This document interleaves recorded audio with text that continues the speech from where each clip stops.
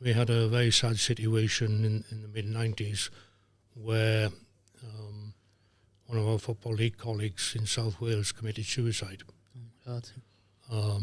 Left a widow and a 5-year-old and a 3-year-old. And we decided, wouldn't it be great to play a testimonial game for the family, for the widow and the 2 kids. A guy called Neil Midgley, who was a former English FIFA referee.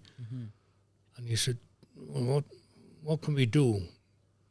He said, well, if you can arrange a team in South Wales, I'll have a word with Alex Ferguson, see if we send a team down.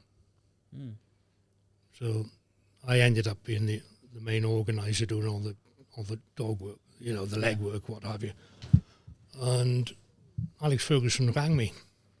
He said, I understand you're organising it, blah, blah, blah. Yeah.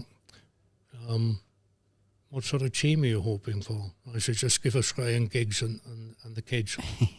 Yeah. If we have Ryan Giggs, that'll be a full house. We played it at Cwmbran Stadium against a Cwmbran Select 11 because Cwmbran were the first winners of the League of Wales.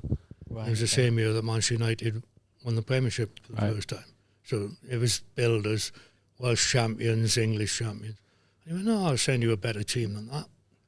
So Giggsy was first off the bus, followed by Roy Keane, Dion Dublin, and some youngsters called Butt, Beckham and Scholes that nobody had ever heard of then. So I don't know what happened to them. So you had the kids. But we raised over 50 grand. Yeah, wow. Brilliant. That's which in the mid-90s, a lot of money. Yeah. And do you know what Manchester United charged? Zero. Wow.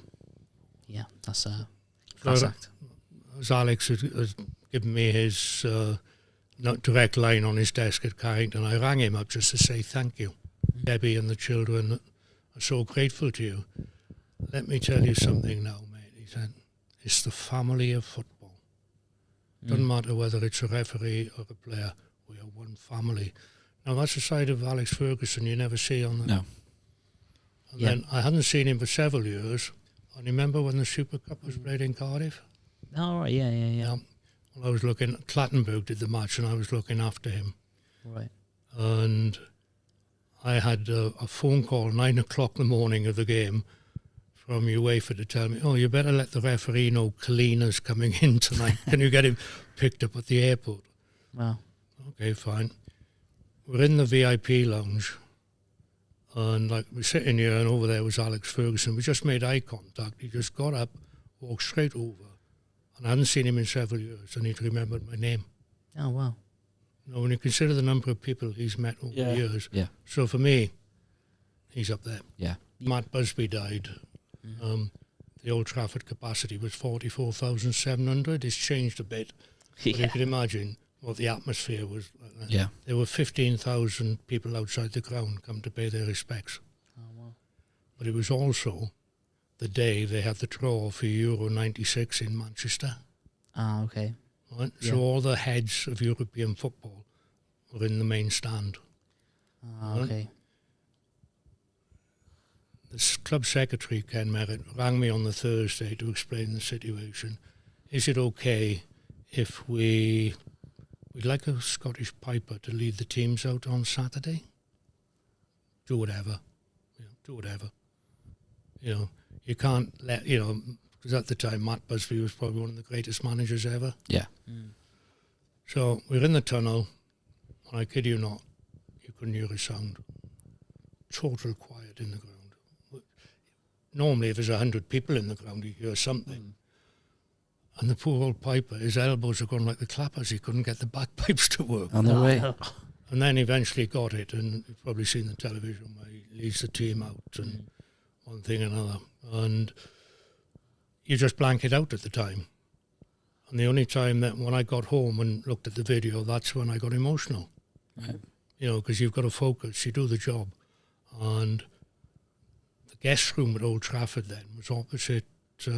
If we're sitting here now in the guest room, Alex Ferguson's office door was there. And he came out, he saw me, he sat down and he said, what are you looking for in the game today? So I just said, a game the old man would be proud of. he said, yeah, I'll go along with that.